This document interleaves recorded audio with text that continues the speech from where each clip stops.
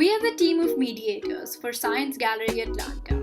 We are scientists, trailblazers, storytellers, seekers, questioners. We are artists. We are Emory University students.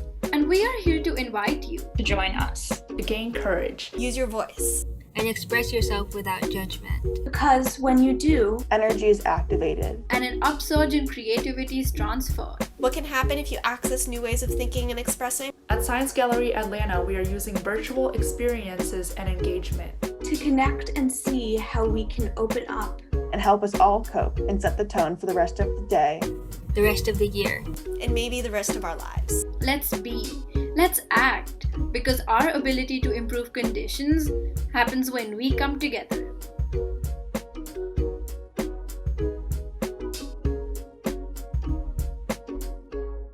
Hi everyone, I'd like to thank you all for joining us today.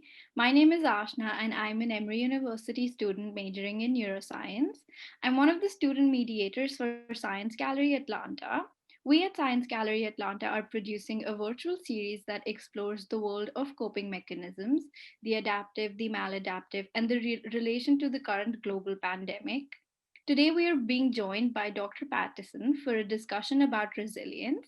Dr. Patterson, welcome and thank you so much for taking the time to engage in this discussion. Could you please introduce yourself for us? Oh, what a delight to be with you, Ashna. Thank you. My name's Bobbi Patterson, and I was a professor, and I held a couple of other jobs at Emory for over 40 years. So I'm delighted now to be an Emeritus professor, and that's fun. Okay. How would you define resiliency? Thanks. It's a big question, Ashna. And I think it's a question we're all asking ourselves right now. And I guess the first thing I want to say is to ask all of us to take a moment and say, what do I think resilience is? Because I'm going to bet that most of us think resilience is kind of an either or thing. You either have it, which means you move through things with stability, you maintain a kind of balance, or you're kind of lacking in it and your emotions take you away or your thoughts really get scrambled. And what I want to say about resilience that we're actually learning from science, particularly environmental sciences, but also now sociologists are looking at this and political scientists, that resilience is an ongoing experience of adaptive mediation. That means life kind of goes up and down. That's kind of how it does it. And resilience is the capacity to mediate and be with the ups and downs. So that's the big idea, that resilience is a way of adapting to whatever life is bringing us. If it's a very stable time, then we can kind of rest in that. If things are falling apart and you just feel at a loss, you feel despair, you feel anger, that collapsing is also a time when resilience can help you mediate. By that, I mean, go into that difficulty. Don't think you're bad because it happened. Go into it and work with finding a way to build the next step. So resilience is about adapting to what's happening to us now. That's really great. My second question for you is, how does resiliency vary amongst individuals? Is there a component of different pain thresholds that cause some people to take longer to rebound than others? Boy, that's a very important question. I do think that individual histories are the kind of structural issues we're looking at now, like systemic racism, white supremacy. There are ways in which across cultures there are differences of handling resilience, of defining resilience. So I do think you're right that there are individual thresholds, but there also are structural thresholds, communal thresholds. I think the thing that for all of us is to work with discovering our threshold. And sometimes we think, well, resilient people don't have to kind of go into a threshold experience that might take us into anxious feelings or or anger, but because if you're resilient, you're above all that. But no, resilience is learning the level of pain I can take. How much pain can I take? And learning to be with that and adjust to that. Ask for community to help us do that. Some of us have a higher threshold.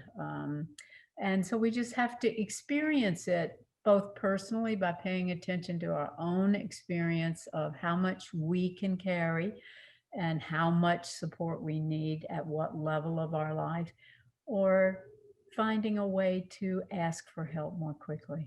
So, can you explain the adaptive resiliency theory and what that theory entails? It is a model that actually environmental scientists have really, they're the ones who initiated the model. And Lance Gunderson, our own chair of environmental studies at Emory, is one of the major researchers doing that work. What adaptive resilience for me means, I've looked at the model that they've made for life systems, and what it suggests in the most simple of ways. You're a scientist, so just forgive my very simple model.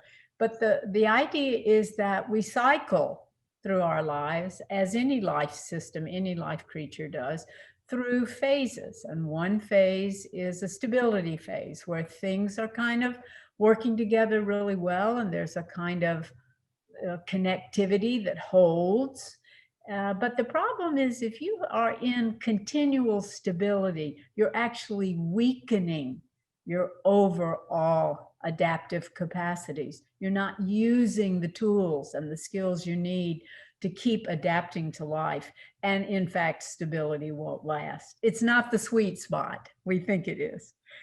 But the next phase is collapse, or when things fall apart, or we may call it burnout or breakdown.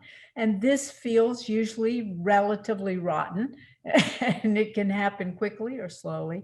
But in that phase, that's when we learn, okay, this is not failure. This is not that I'm bad. This is not that I'm incompetent. This is life.